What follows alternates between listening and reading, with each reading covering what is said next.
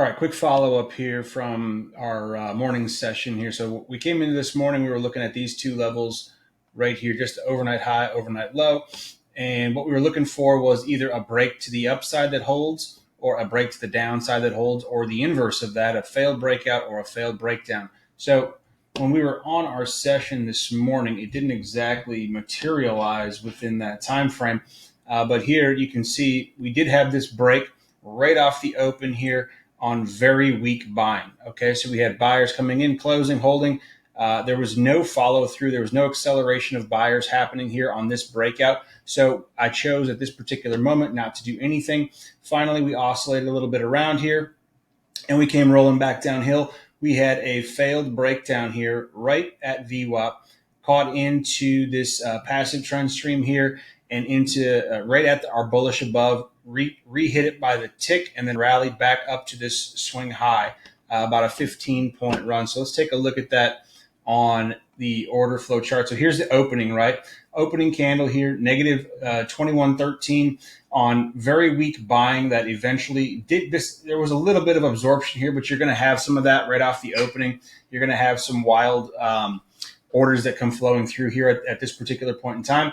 We did hold and we broke above here. We closed. Delta is fairly weak for a 10-minute candle, 647. Then we have deceleration of buyers as we tag 6,400, right?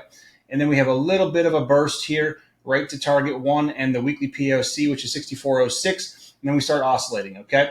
And meanwhile, during this time off the open, recall, we had this massive divergence between price and delta. So price is escalating and moving up while delta is falling off a cliff. Okay, that tends to lead to very weak or fake moves to the upside when that takes place, and the inverse is true on the opposite side, right? So as we look through here, you can see that weak buying as we move up the chain did have a little bit of initiation here, but still not a very powerful candle, even though the size of it was pretty decent. And this move up it was more like a squeeze, it felt to me, on the way up. So anyways, we come out here, we top out, and we roll back downhill for a little bit. We create this bull flag wedge. Now here's the two key candles right here at VWAP and at our bullish break level 63.90, right? Breakdown. We break and close through VWAP very briefly, and then that next candle absorbs nearly all of this sell-off down here, right in here. And we have initiation right through.